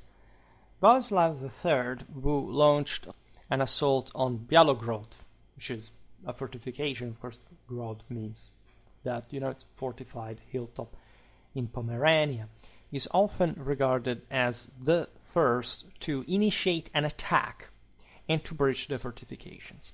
This was actually the true role of a leader, especially at this stage in the development of the art of war. Remember that the milites, the horsemen, at least the knights. That is also definitionally maybe something different from milas in certain circumstances, but we approximate, were the veritable stormtroopers of the situation. They would be followed by the rest of the infantry, but they were the ones that, just by skill, armoredness, athleticism, could and would lead the assaults, would climb the ladders against a hail of stones, of javelins. Again, all these peoples in the Slavic world and its surroundings were pretty darn tough in defense. So you needed this men of iron to storm these positions, proving the superiority of the new model. It was kicking in together with this new one of leadership as well. In 1105, the same Boleslav III recklessly engaged in battle against a Pomeranian incursion, charging into combat 3 consecutive times at the front of a small group, which was a bit the pride for this knights conventionally, right? To impress, to show off, and to validate their role as leaders in those communities. In this fray, Boleslav endured multiple impacts to his breastplate that evidently was well needed, as well as strikes from lances and swords to his helmet that did its job as well, leaving him with visible wounds though for many days after. They would bit the blip out, and I cannot stress enough how physical this thing really was. How, you can imagine all the habitual fractures, scars, all kind of visible marks on the bodies of this man. Now, numerous similar incidents could be cited, clearly demonstrating that the leader became, above all, the preeminent warrior in combat, emphasizing the new hierarchical system that such monarchy entailed. In this part of Europe, a chivalric style of command began to take shape, on one that would in fact persist for several centuries. In later times of the 13th to 14th century, you have Henry the Pious, Ladislaus Verdiensis, Roman of Alich, and Ulrich von Jungingen, ultimately paying for this valorous approach with their lives and defeats. All right, it was really normal to some degree, but you also must understand that there is always an option of some sort. This may not be, in fact, the more advisable one, but if you say, I don't know, look at what happened to the Poles and the Germans, in fact, that under Henry the Pious faced the Mongols, and you can have an idea how bloody the consequences could be. As I often say, I think the Mongols are a bit overrated, but there is no doubt that their offensive in Europe, at least from a tactical point of view, did highlight a remarkable skill in the art of war. Just, we don't have to underestimate our own, like in this case, especially the Central European one, which was based on a type of straightforward charge that, yes, could be enveloped by the Mongols, etc., but that obliged them to refuse a center that evidently was not able to hold, and so that did actually puts the Mongols in a pretty delicate situation anyway. Consider that we do not know anything from the Mongol side, so we do not appreciate how impressed likely these steppes warriors were while confronting some Polish and German knight.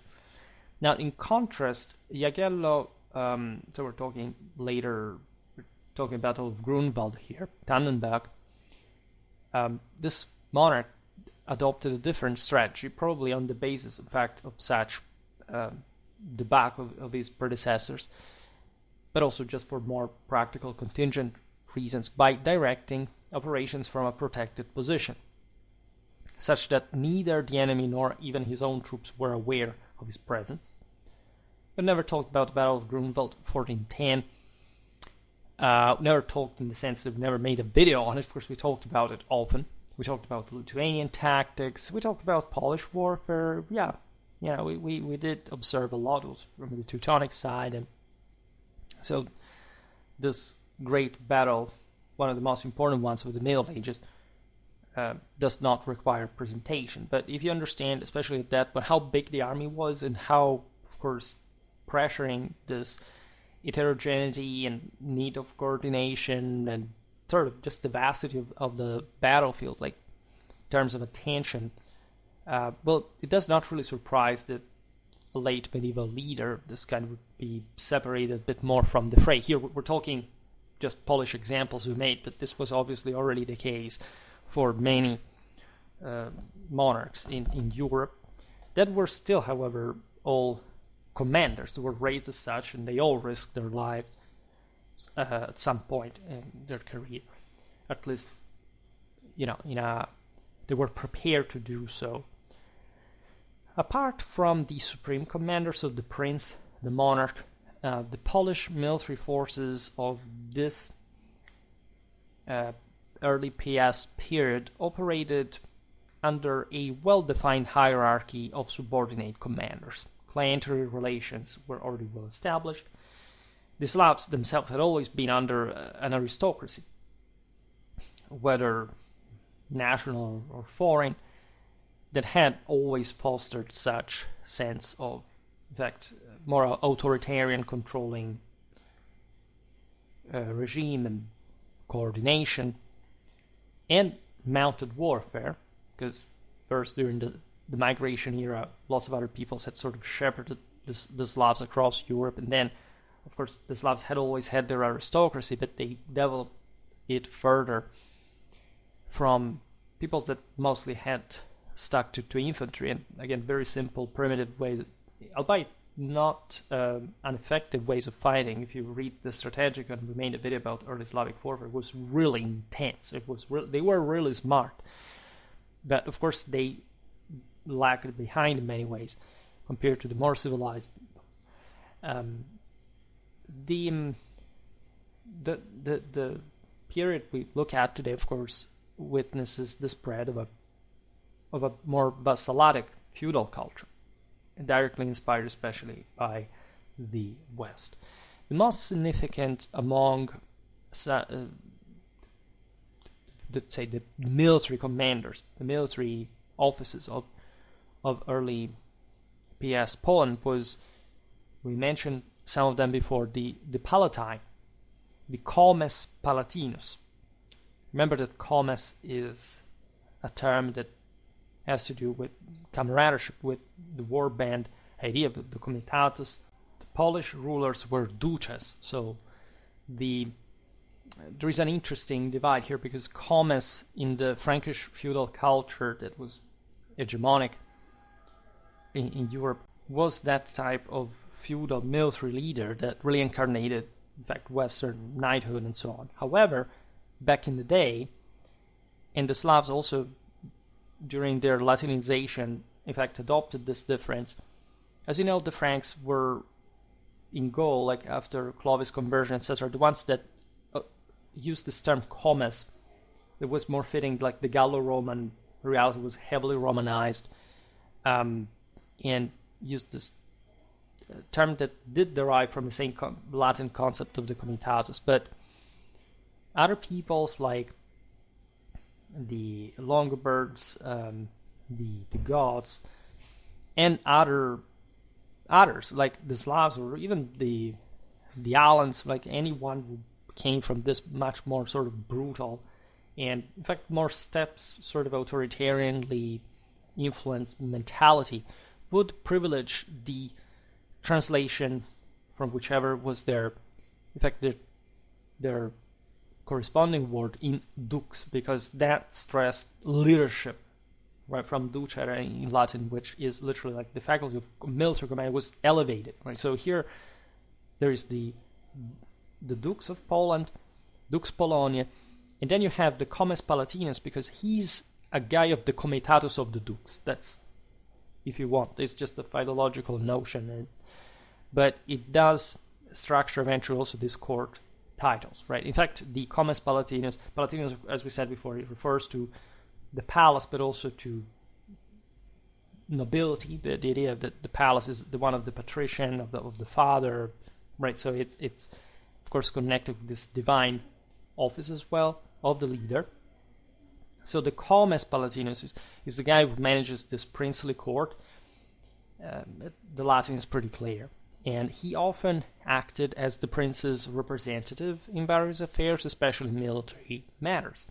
What was the equivalent of, say, the more average, say we would say count, at least in this correspondence of local districtuation, like it could be like a count in the post-Carolingian world? Well, the Polish and the Slavic term broadly meant is notoriously voivode, where voi means warrior and vojic means commander. Poland would be, in fact, ruled at a local level by all these local lords, voivodes, that give the same name as the local, today's communal districtuation in Slavic countries. Now, the prince's closest advisor and second in command of the military, the Palatine voivode was aligned with the great feudal lords and maintained his own guard, known for this reason the Acies Palatina, so essentially the Palatine battle line. Over time, the position of the voivode became so powerful that it threatened the authority of the prince. Talking about the Palatine one. We mentioned before the role of the Palatine Siege during the reign of Ladislaus I Airman, because it's sort of very famous, very early and well documented. We talked about Skarbimir, the voivode of Boleslav III, Rheinland, who was blinded later in his life as punishment for his rebellion. Soon after, the influential Palatine Piotr Blostowicz suffered a similar fate ordered by Ladislaus II, who ruled between 1138 and 1146. Siege is recorded as the first Polish Palatine voivode, yet it is reasonable to assume that this position had already existed long before his time. There was always some sort of strong man, wingman of the boss that would be able to enforce also very brutally, as viciously, the most ruthless orders and positions. The considerable power wielded by the Palatine during Siege's tenure serves as indirect evidence of this, as a figure could have never risen to that level of power hadn't there been a precedent. But that's how few we know, unfortunately, about this part of Polish history. The High Middle Ages in Central Europe are really still obscure, especially from the Slavic side. But everything is clear, you see. In fact, you can make even a comparison with Ruthenia that further corroborates the idea of the Palatine official, that in that case is documented as early as the second half of the 10th century. Ruthenia, to a degree, had developed earlier than Poland, especially Kiev was much bigger and sort of earlier center than anything that Poland had had. And so it's interesting, again, to compare very much Poland and Ruthenia. During this period, before the Mongol invasions especially, it really leads pretty far. In addition to the voivode, there were naturally other commanders, particularly those appointed to lead operational groups. Things were very heterogeneous, ad hoc, right? Especially the further you go back in time, we cannot fully reconstruct the organics of the high medieval Polish armies this period. However, we do have some information. If anything, we could make a more in-depth video on the topic. Today we're just going to give a broader idea. Also, we will talk about the medieval Polish army's organization, naturally in a sort of broader sense, but with some more specific data still, that in fact you can find applicable to other countries. when you look at the role of seconds in command, for example, during the reign of Boleslav the Brave, this role of, in fact, the second most important commander, so at the head of also very important operational tactical groups, was assumed by the prince and heir, Mishko in this case.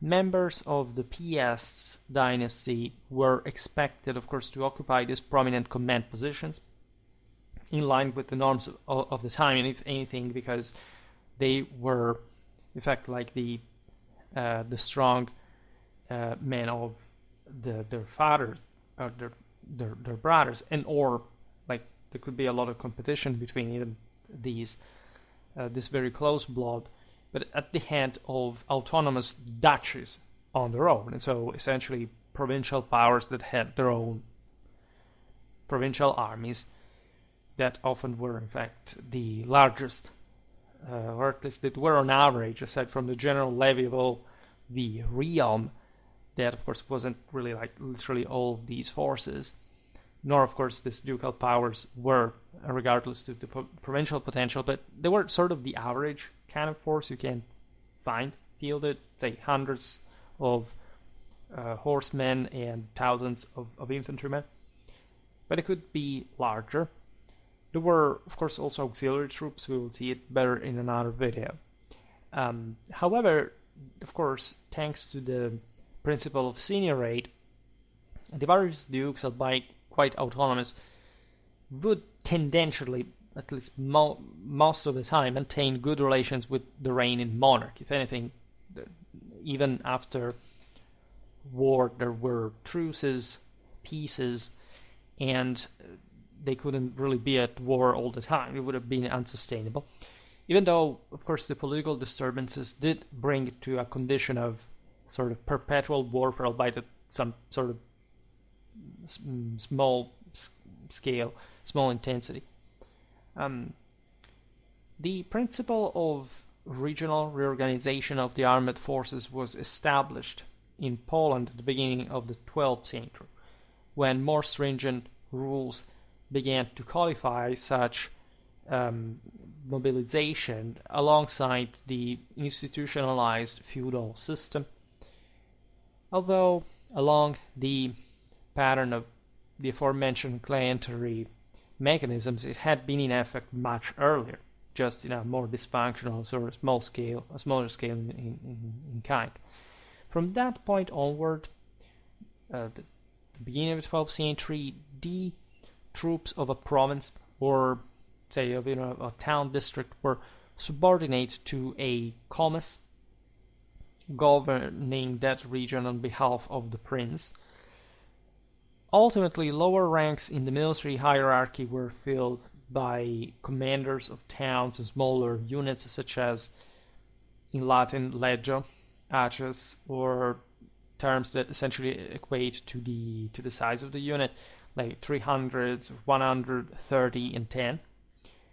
This sort of decimal basis plus the tripling of it is sort of, aside from the possible reconstruction of the actual organic, the various units, the various hierarchies, is quite telling, because the decimal organization is very basic, was used pretty much everywhere in the century, as in the, especially of the steppes. Nevertheless, the principle laying under this is decimal basis, count how many fingers you have, both hands, and the tripling is often connected with this sort of best compromise that we've seen very often. For example, just yesterday in the video about the Battle of Tagliacozzo, and just like in others about the gradual effort of the reserves of the battle lines.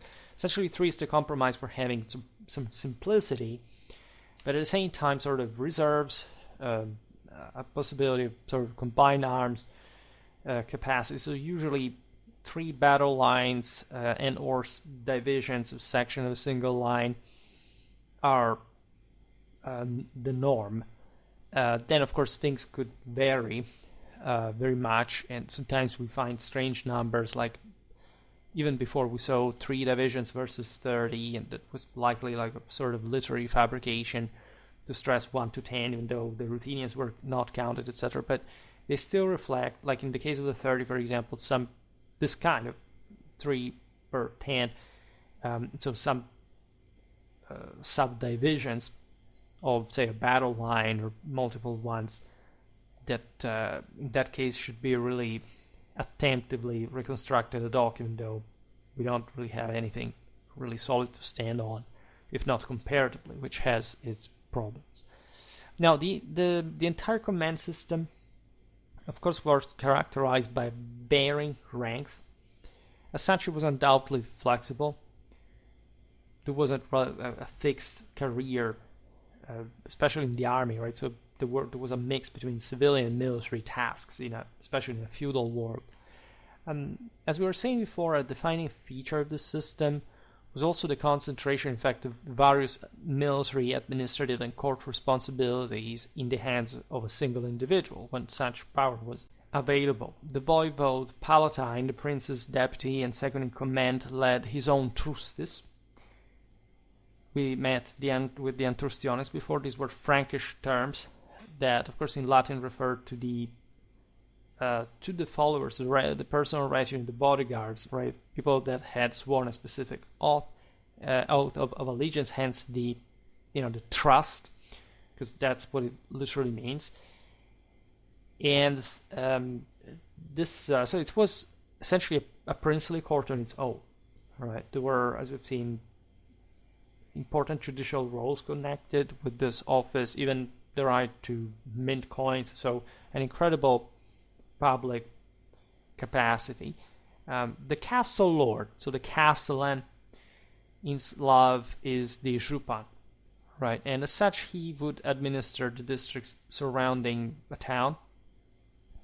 Before we talk towns, I meant like for those higher officials, like towns like Krakow could be cities to a degree. Remember that cities are being born. There is, of course, a steep difference between the literal civitas from post-Roman Europe, that is a completely different world, and what you have in places like Poland that had never been Romanized. So of course, this local districts, the towns were sometimes or conglomerations of villages that evolved further or like under some broader fortification on a hilltop overlooking the settlement, etc. The typical. We talked about the grots before. Grot, Polish, Gorod, Ruthenian. What's the terminology there? So this castellan, of course, commanded the local military, had at disposal a detachment of antrustiones. There were other terms in the sources. It's nothing so formally categorical. This were known as the družina, right? So that's in many Slavic languages also the concept of retinue. It's like in Ukrainian, druh means friend, družina still means wife, because it's really about this solidal bond, right? The fact that you were one with your lord, which is true traditionally also for women. And in this case, we talked so much about the Gefolgschaft, about ancient war bands, and so we know what we're talking about. Except in this case, the župan was increasingly a castellan, essentially, stationed, in fact, in this local fortification, and so controlling the land at a local level. As a lord, he maintained this aforementioned own armed retinue of his. He could also participate in the prince's close council while holding a position at court, depending on who he was. Additionally, military roles could coincide with the high ecclesiastical dignities. We talked often about the quite militarized bishops of Germany, but there were important, basically, as you know, in all the other countries, especially Roman Catholic tradition. Boleslav the Brave was accompanied during his campaign by Tuni, that was the abbot of Międzyrzec, who evidently engaged in intelligence activities in that case, but there were proper warrior bishops in Poland as well. It was completely normal. During the reign of Boleslav III, bishops certainly participated in military campaigns, and the troops included the Gniezno detachment dedicated to the patron saint of Poland. That is, of course, Saint Adalbert of Prague, died martyr during the evangelization. Those lands, and it is pretty much in common to, in fact, like Germany, Poland, Bohemia. That, of course, had a massive spiritual relevance and moral boosting effect for the fighting troops that really believed in the manifestation of that power and divine protection through their own leaders, including the same bishops. By the way, there may have been even an archiepiscopal command over the bishops, so some sort of ecclesiastical military ranking based on the hierarchy, ecclesiastical hierarchy. In this respect, there was little distinction between Poland and its neighboring countries as well. I made a video about the 13th century warrior bishop as a historical military unit, but we talked often about bishops in arms. We've seen that at Bouvines, Bishop Guérin, we observed it for Italy, for Spain, for many other countries. There are interesting questions surrounding how really were campaigns planned and how everything was really done. I could make a video specifically on this in a generic sense because we know too few. Documentarily, we do not really have battle plans, right? We have at best chroniclers that say that guy wanted to do that, and so we reconstruct the campaign accordingly. But how was this really done? And how much, for example, of the general upbringing, not just the military training that was crucial as we've seen, but, for example, just education. In the case of the Piasts, of say the kings, really, that had a also courtly background and some higher, like they weren't particularly intellectual people just per se. It was the clergy really that was more, but they were also more educated, of course, than the average Pole. There was a mix, if you want, even of military, religious education.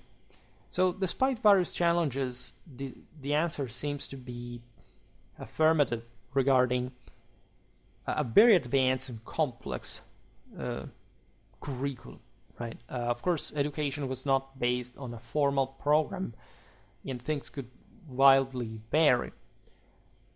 Leadership qualities were obviously as primarily cultivated through personal experiences and the lessons learned from others. However, for example, the chronicler Gall informs us in a somewhat laudatory tone how the young Boleslav Reimau sought this experience under the somewhat ambiguous guidance of the Palatine Siege. In terms of military science and tactics, young princes acquired knowledge from their official educator, known as the nutritor. So the guy who had to nourish these boys, so having them brought up with some specific backbone. As we often stress, especially when we say that really all of these people knew how to fight like any other nobleman in Europe with a bow from horseback, is the excruciatingly important activity of hunting. Right, hunting gives you such a wide capacity as some sort of military training, really, not just because killing human beings is basically just like killing animals in practice, but because it gives you like a pretty wide idea of the spaces, of the orientation, of reflexes. It's very risky.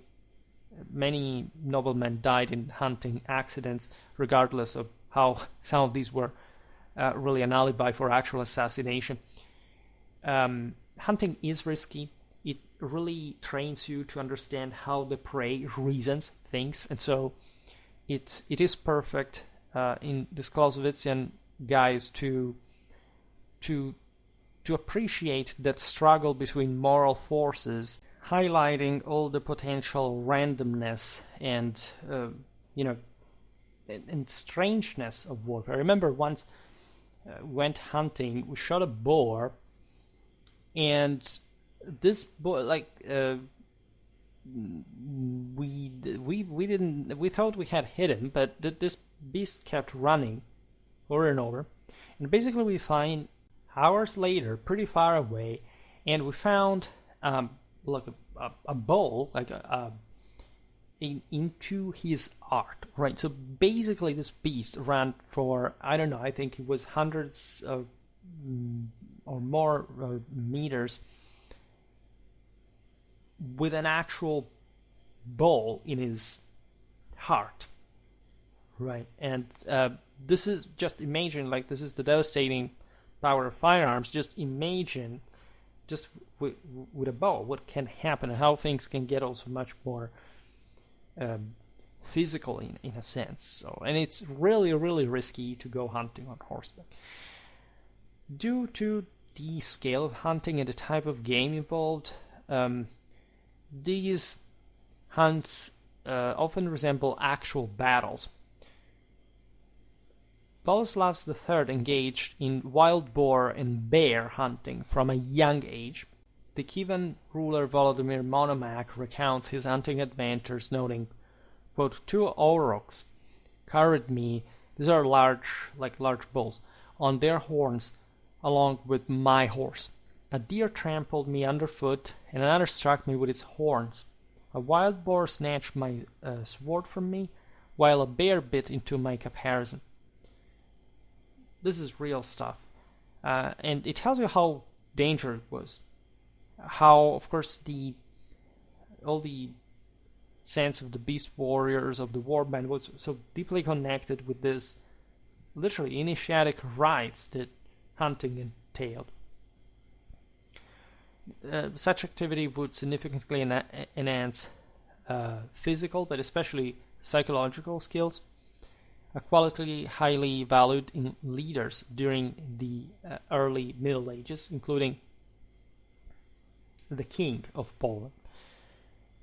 Beyond direct participation in battles, leaders were required to travel constantly on horseback, often in haste, overcoming obstacles such as rivers and dense forests. Knowing terrain is crucial, and knowing how, as we've seen before, find a fording, for example, finding a way out, or realizing what's the best ground for cavalry, are all things that you need a direct experience in order to eventually appreciate for an army. That's so you can't even simply teach someone without actually doing it and repeating that over and over again, acquiring that wisdom, that experience, that capacity. This is very common among basically all the European aristocracy and beyond. Unfortunately, we have less direct information regarding the intellectual education of future leaders. Historical sources mention only a few instances of formal scientific studies and instruction that would have been also relatively rare. I mean, all leaders would have had some of this, but in ways that are not really the formal type, that, for example, would have just been offered mostly by church educators. Their background was sort of much richer than you think. First of all, a solid literary education was primarily accessible to a select few individuals, such as candidates for the priesthood that could, for example, incidentally become actual lay lords later. This wouldn't be really strange, as also the other way around, as we've seen with militarized bishops, and children of the same kings of Poland. I mean, the future rulers, the princes of the realm, that needed, of course, some sort of more extensive grasp of politics, of institutions, of law. That's really important, and increasingly important, as you know, in the Middle Ages. Moreover, this education was relatively general in nature, aimed only indirectly at facilitating command functions. For example, we've seen just in this instance how the Poles had to do, not just in conflictual ways with the Ruthenians, with the Germans, with the Bohemians, also with other peoples around. We've seen an exile in Hungary. We've seen fights against, I don't know, the Pomeranians, etc. And so the knowledge of foreign languages, for example, was so important, not just diplomatically, but also militarily at times. The skills of reading and writing, of course, were crucial, were important to enforce specific ideas, to regularize orders, issues, laws. And of course, the absence of formal academic education does not appear to have over the concerned leaders during the Middle Ages, but we tend to misunderstand how complex what they actually learned really was, just per se, and how costly it was also psychophysically. Advanced technical knowledge was, of course, limited to a space that was already sort of speculating about it. Yet, the primitive conditions of medieval warfare brought you to develop an incredible intelligence regarding very concrete life and death situations and how to deal with it, especially as far as the command of lots of people, even tens of thousands of men, was concerned. So navigating terrain without maps was a very important skill. Telling time without watches was an important skill. How many people today really have this, really? Like, because I've always sort of boasted a great sense of orientation, but I have, like, just for very individual purposes and tasks. What about for an army? In many ways, we do seem to have some sort of biological clock. Like, I personally always wake up at the same hour and or understand what hour it is, even, I don't know, in fact, while I'm sleeping somehow. But, I don't know, adeptly leading troops through the uncharted forests and swamps of high medieval Poland, not to get bogged into it, and actually exploiting the terrain for ambushes, for blockades, for hit-and-run tactics. Also in countries' remote regions, so not necessarily ones that you know well, but that you must understand the essential just at a gaze, at some sort of relatively limited survey. Faces you with challenges that today you wouldn't essentially be able to surmount, and that instead at the time were considered really like normal, like breathing, and in fact they would have probably been shocked by how limited it would be, because also there was a degree of this that was shared also by, I don't know, vulgar peasants, not just armies commanders, right? So it's a completely different existential experience that most people really do not even understand the relevance of. It's not just, okay, so I will go camping and now I'm a traditionalist burden. No, it has nothing to do with that, right? If you have never killed someone, if you do not know how to command people, if you have never had to struggle continuously in your life, you have no idea what that means, right? You just don't, right? There's no way to do that. You're not an 11th century Polish commander, right?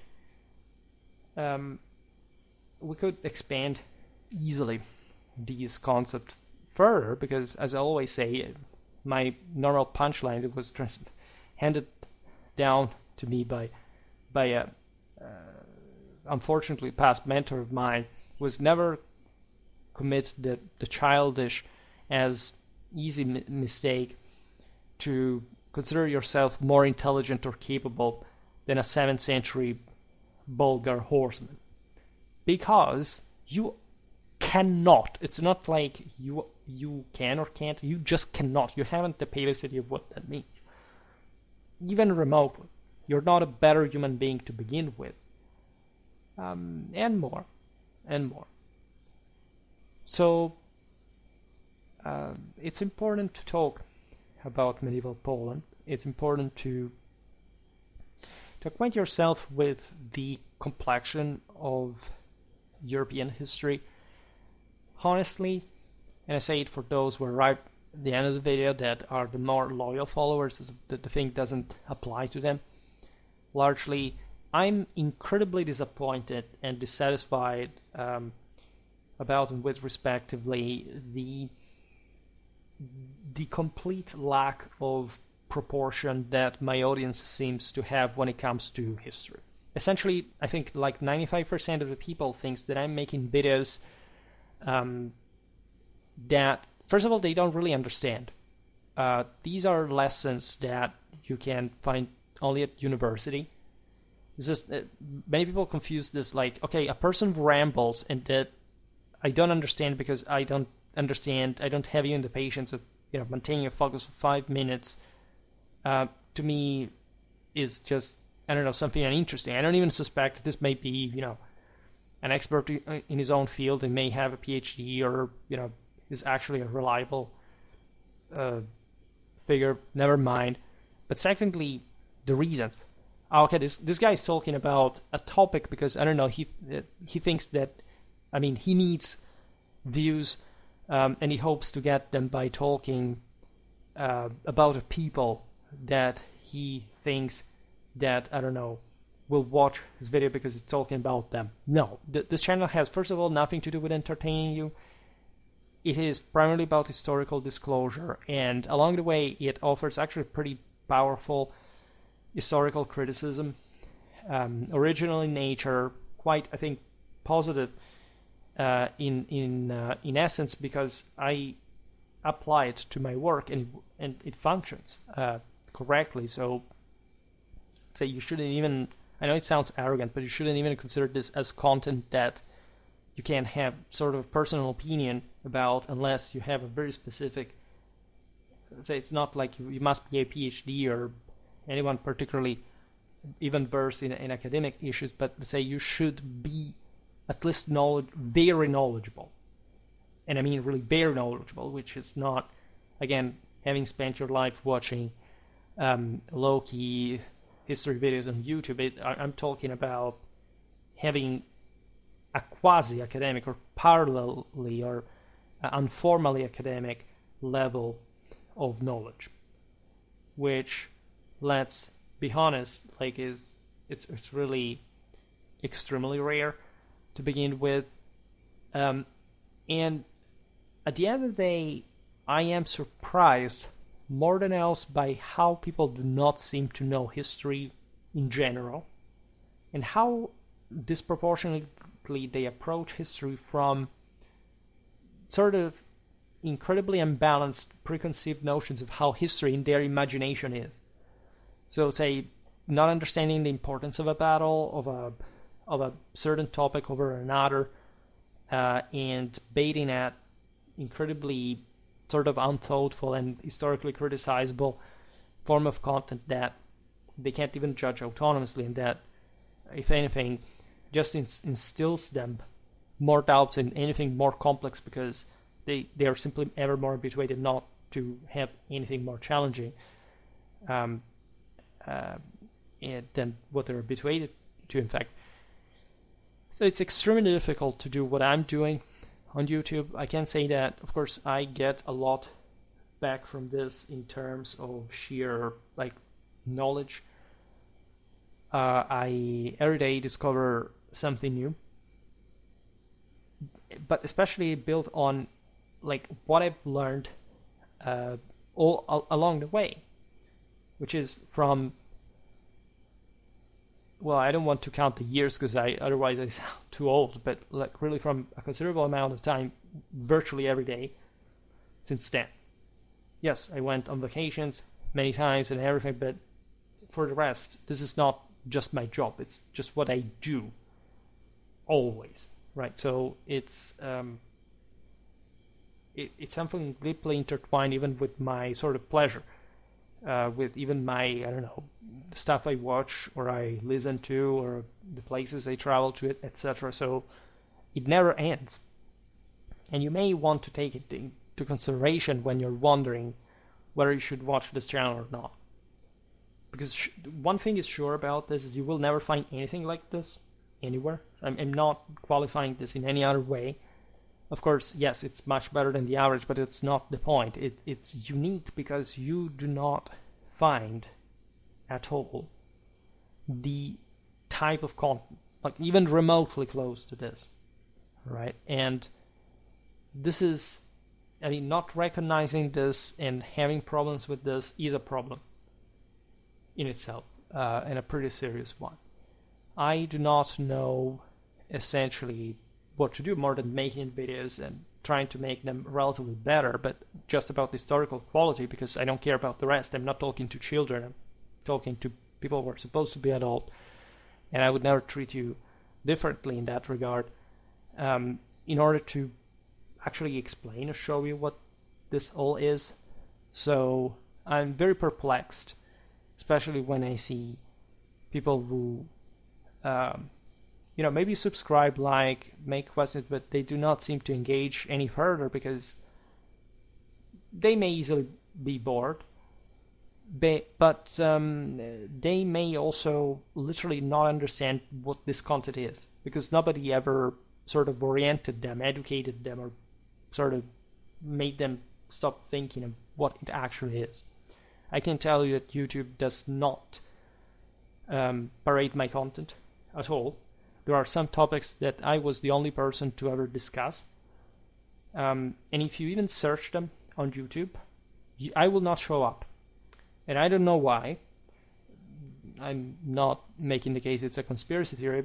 It's the case that these are such radically different topics from the average that YouTube prefers to give you some other sort of cheaply researched script with a cartoon-like animation, as opposed to what you would listen to in a university classroom.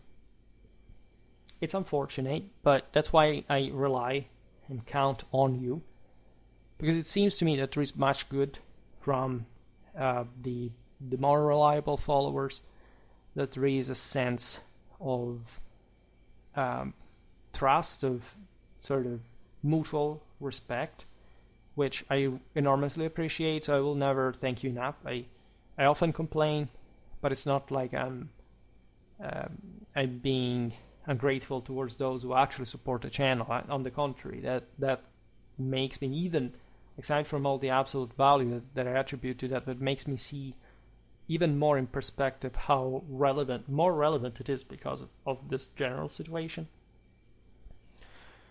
There are times in which things go up, others in which they go down. It's completely normal, but I also hope that there is such a strong consistency to realize primarily the essence of what this all is. And unfortunately, like, I can tell it's tough, right? It's not tough to make the videos every day. It's not tough to learn all this stuff. It's not tough to, it's tough maybe just to do every day the mechanical process, but the toughest thing is to look around, looking at, for example, the stuff I publish, the general interest of people, the general effort that we make to make good work, and speaking about this on YouTube, and seeing that it's as if you were talking to dumb people that do not listen, do not hear even. So it's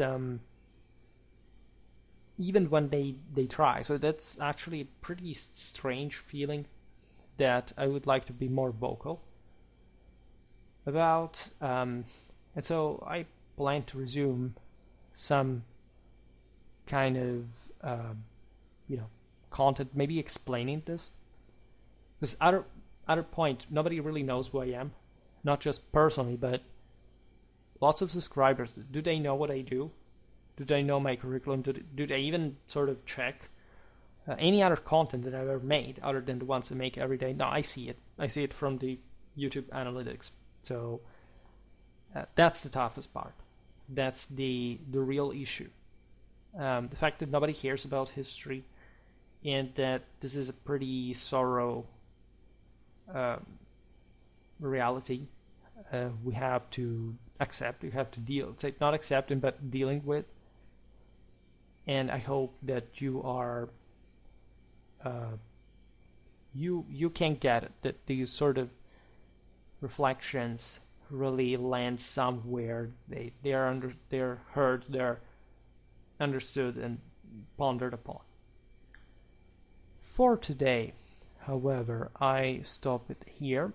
I just hope that you enjoyed this video.